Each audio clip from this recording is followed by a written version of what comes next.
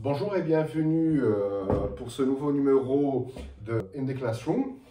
Aujourd'hui, on va parler d'un sujet bien sûr fort intéressant pour les futurs PNC, donc personnel navigant commercial, les fameuses hôtesses et stewards. On va parler donc bien sûr de comment devenir, quelles sont les qualifications, qu'est-ce qu'il faut faire afin d'aboutir à ce joli métier de l'aérien.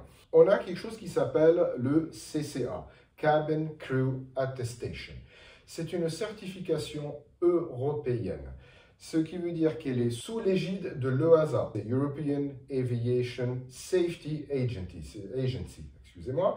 Donc c'est une autorité qui réglemente le secteur aérien en règle générale, entre autres cette licence. Au niveau européen et tout État membre. Quand on dit européen, ce n'est pas que l'Union européenne. Donc il y a des pays dans le monde qui sont sous cette égide-là.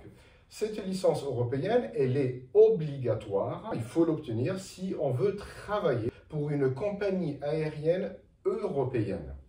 Ce que veut dire s'ils sont enregistrés dans un État membre de l'Union européenne. Qu'est-ce qui va se passer si on a ce fameux CCA et qu'on veut travailler à l'étranger? Est-ce que c'est bloquant? En soi, certainement pas, c'est tout le contraire. Cette attestation-là, ou cette licence qui est certes européenne, elle est une plus-value non négligeable pour les futurs PNC, hôtesses et stewards qui veulent travailler partout dans le monde. Pourquoi une plus-value? Parce que c'est une formation de base qui va vous donner toutes les qualifications aux normes, certes européennes, mais qui est fortement appréciée par les compagnies aériennes étrangères qui, eux, ne nécessitent pas une certification au préalable. Ce qui fait que quelqu'un qui a obtenu une certification et une formation donc de CCA est une très très grande plus-value par rapport aux compagnies non européennes. Donc, comment l'obtenir? Comment on aboutit?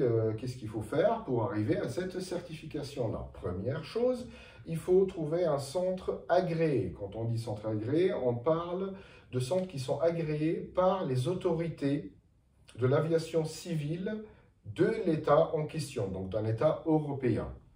Ces centres pourra délivrer des cours, ce qu'on appelle un Initial Training, donc c'est la formation de base qui est réglementée par l'EASA. Le contenu est très surveillé et très bien précis, et ces centres-là doivent respecter cette trame pour pouvoir au final aboutir à la certification de leur futur PNC.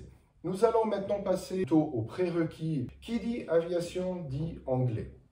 C'est quelque chose qui est très important, la communication. On est dans un monde multinational. Les hôtesses et les stewards, on leur demande de maîtriser la langue anglaise. Ce qu'il faut aussi savoir, c'est qu'il faut avoir ou le baccalauréat ou bien une expérience, peu importe laquelle, dans l'aérien ou autre, qui va leur permettre d'accéder à cette formation chez nous, à Horizon Academy. À ne pas oublier aussi quelque chose de très important, le casier judiciaire numéro 3, bien sûr, vierge. Le secteur aérien est un secteur très sensible, comme on dit en anglais targeted, c'est une cible, on le sait.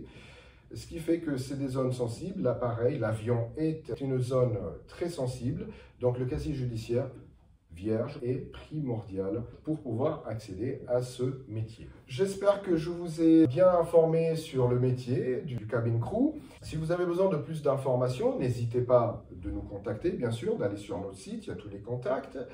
Et n'hésitez surtout pas de vous abonner à notre chaîne qui s'est affichée ci-dessous. Merci.